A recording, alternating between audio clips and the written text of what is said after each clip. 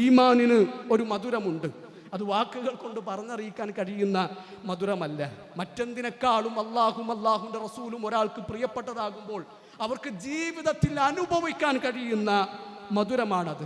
ഖുർആൻ അള്ളാഹുവിൻ്റെ സൃഷ്ടിയല്ല, അത് അള്ളാഹുവിൻ്റെ കലാമാണ് എന്ന് ശരിയായ ആദർശം പ്രഖ്യാപിച്ചതിൻ്റെ പേരിൽ പൊതിരെ ചാട്ടവാറ് തല്ലുകൊള്ളുമ്പോൾ ഇമാം അഹ്മദ് ബിൻ ഹംബൽ റഹിമഹുല്ലാഹു തആലയുടെ മനസ്സിലുണ്ടായിരുന്നത് ആ ഈമാനിന്റെ മധുരമായിരുന്നു. ഉഹദിന്റെ രണഭൂമിയിൽ 2 കൈകളും നഷ്ടപ്പെട്ട് ഇസ്ലാമിന്റെ പതാക മാറോട് ചേർത്ത് വെച്ച് വമാ മുഹമ്മദുൻ ഇല്ലാ റസൂൽ ഖദ് ഖലത് മിൻ ഖബ്ലിഹി റസൂൽ എന്ന് പ്രഖ്യാപിച്ച് മുസ്അബ് ഇബ്നു ഉമൈർ റളിയല്ലാഹു അൻഹു ഷഹീദായിട്ട് ഈ ദുനിയാവിൽ നിന്ന് തിരിച്ചു മടങ്ങുമ്പോൾ അദ്ദേഹത്തിന്റെ ഉള്ളിൽ ഉണ്ടായിരുന്നത് ഈമാനിന്റെ മധുരമായിരുന്നു. സ്വത്തും മുതലും ഒന്നും എനിക്ക് വേണ്ട, അല്ലാഹു മതി, അല്ലാഹുവിന്റെ റസൂൽ മതി, ഈ ദീൻ മതി എന്ന് പ്രഖ്യാപിച്ച് മക്കയിൽ നിന്ന് മദീനയിലേക്ക് പലായനം ചെയ്യുമ്പോൾ സുഹൈബ് ബിൻ സിനാൻ അർ-റൂമി റളിയല്ലാഹു അൻഹുവിന്റെ ഉള്ളിൽ ഉണ്ടായിരുന്നത് ആ ഈമാനിന്റെ മധുരമാണ്.